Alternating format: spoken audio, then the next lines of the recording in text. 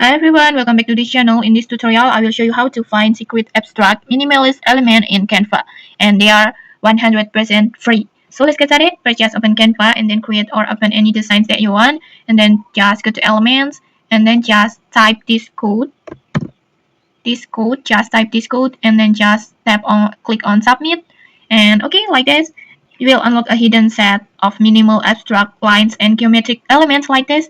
This element pack includes curved lines, grids, dots, and many more elements.